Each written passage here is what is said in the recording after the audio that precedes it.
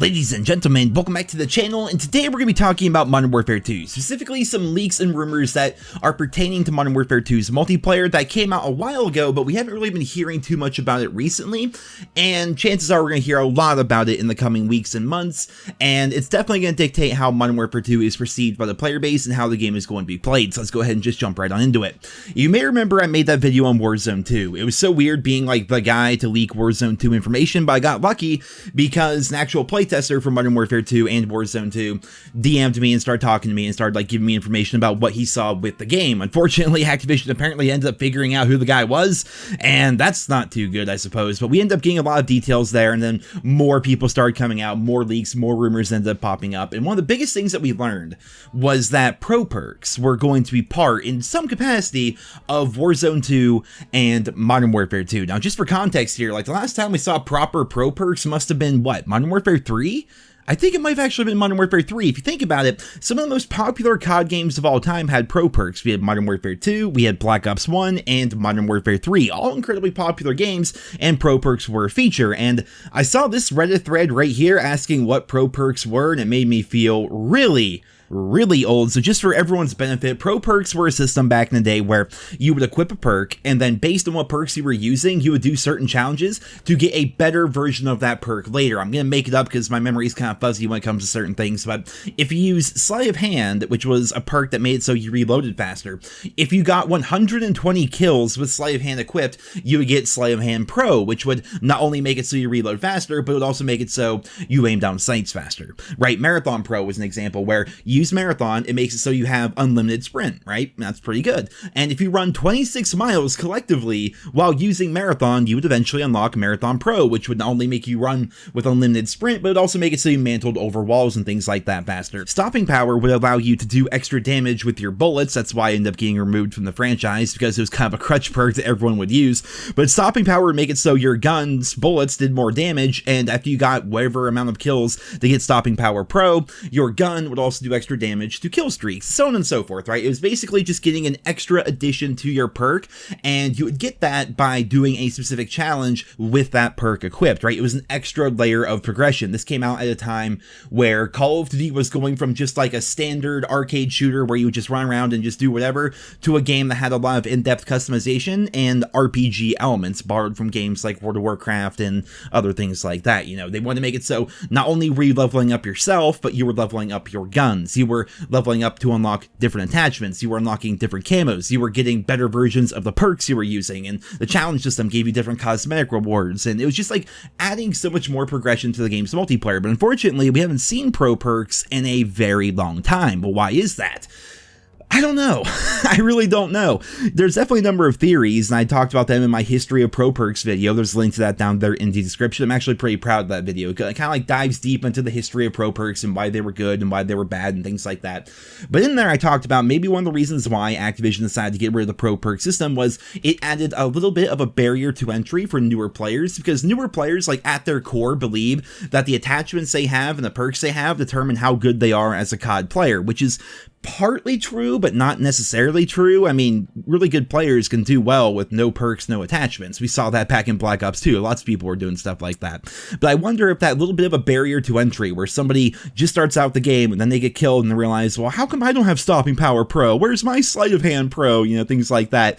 Maybe they decided to get rid of it because of that, or maybe they saw that back in the day, pro perks were based on your prestige, and that you had to re-get them every time you prestiged. People maybe didn't like it, or maybe, you know, Activision, Infinity Ward, Treyarch, or whoever thought that maybe we didn't like that as players, because if you're going through all your prestiges and you plan to get the max prestige, you're not going to stop and unlock every single pro perk, every prestige, knowing that it resets the very next prestige. It just really doesn't make any sense. While I was prestiging, things like Marathon Pro, Sleight of Hand Pro, Stop Power Pro, Dead Silence Pro, like all of these things would eventually be unlocked because that like ties into how I play. But things like Sit Rep Pro, I never got that. Lightweight Pro, very rare rarely got that. Scavenger Pro, maybe depending on the prestige, didn't really usually get that too often, and the list goes on and on. There's a set number of perks that I would use every prestige, and I would do those challenges every prestige, but a number of them went untouched until I hit my final prestige, right? And so maybe looking at it from the back end and realizing how many players were skipping doing certain pro perk challenges,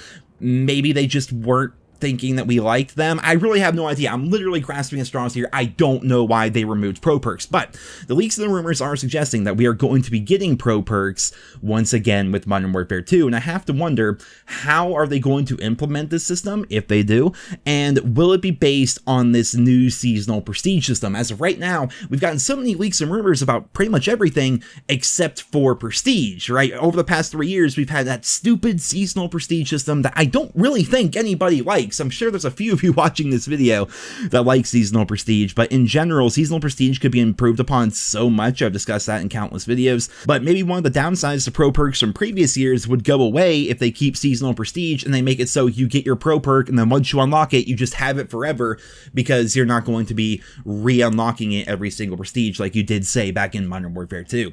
We also have a list of leaked perks that are coming out here. We have perks like EOD, Shrapnel, Double Time, Extra Tactical, High Alert, Cold-Blooded, Tune-Up, Battle-Hardened, Focus. These are all things that we've seen in games like Modern Warfare 2019, and these are leaked like straight from the game files of that alpha, I believe, for Warzone Mobile, but there's no mention in there of a pro version of any of those perks, which is, again, pretty interesting. We have some industry insiders and leak people saying that, you know, we're going to be getting pro perks for sure, and then we get leaks of the actual perks themselves, and there's no mention of the pro version of these perks, so I have to wonder, how is that going to work? And just kind of like unify everything here, I just want to like wrap this up by saying this. I feel as though pro perks are a very good thing for COD. It's an extra layer of progression and it gives you something more to work towards, and that feeling of watching whatever, you know, Scavenger turn into Scavenger Pro is kind of a good feeling, right? It feels good when you get that. You feel like you're progressing and that your character, your in-game character is getting stronger. There were downsides to pro perks, no doubt, right? And the way Treyarch handled them in some of their games was not good, because in Treyarch's games, and well, in Black Ops 1 anyway, certain perks were tied to specific game modes, and because the game is now dead, you cannot get those pro perks. A great example of that would be, I believe, it wasn't called Marathon, was it called Extreme Conditioning in Black Ops 1?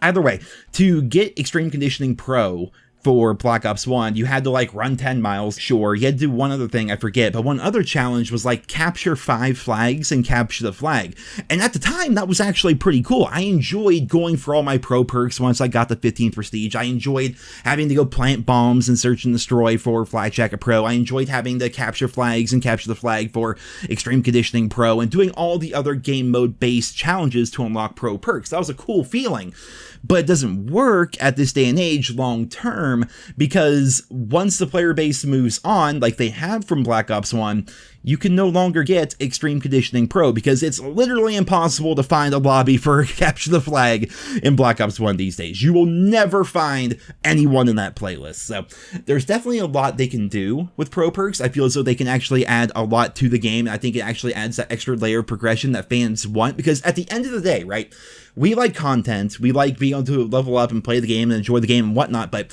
how often have we said over the course of the past 3 years, well, there's just nothing to do. We have nothing to do. We have nothing to work towards. We have, you know, how many times have we said that? Pretty damn often, especially me. I say it all the time. I'm just like, there's nothing for me to do. There's nothing to do in these COD games anymore, man. Once they got rid of like normal prestige and they got rid of 100%er, and they made it so challenges kind of suck, and then they made it so like it's so freaking painfully grindy to get things like dark matter. In the case of Cold War, dark matter doesn't even work on half the weapons. Like, what am I supposed to do? Like, what is there to work towards? What is there to, because the thing about COD, the thing about like video games in general, is you have to be able to get through the honeymoon phase. It doesn't matter how bad a game is when it first comes out, especially a multiplayer and a tried and true game like COD, like you're going to play the game and chances are you're going to enjoy it. There are going to be ups and downs, there's going to be peaks and valleys, but you're still going to play the game a bunch when it first comes out.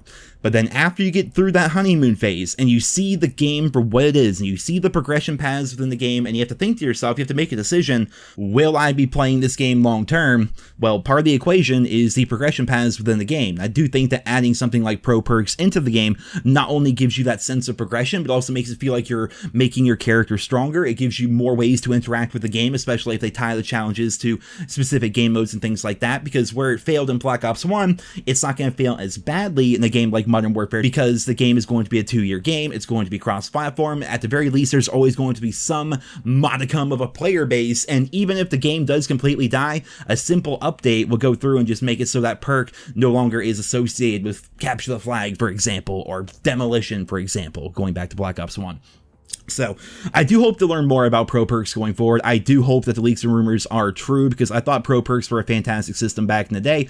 And as we look at this list of leaked perks like Ghost and things like that, which Ghost not requiring you to move is already annoying. Like, the leaked perk says undetectable by UAVs, radar drones, and heartbeat sensors. So radar drones will be there, heartbeat sensors are going to be there, UAVs obviously we knew that would be there, but it doesn't say anything about having to move for Ghost to actually work, so we're gonna have to wait and see how that plays out. But as we look at the list of perks right here, I can't help but think that a pro version of every one of these perks would be interesting and would be good for the game long term. But of course, guys, we're going to have to wait and see. Modern Warfare 2 news has been nothing as of late, so in case you were wondering about pro perks and things like that, yes, they are still rumored to be coming to the game, and I wanted to discuss that here today. So hope you guys all enjoyed. Thank you so much for listening, and I hope you guys all have a wonderful day.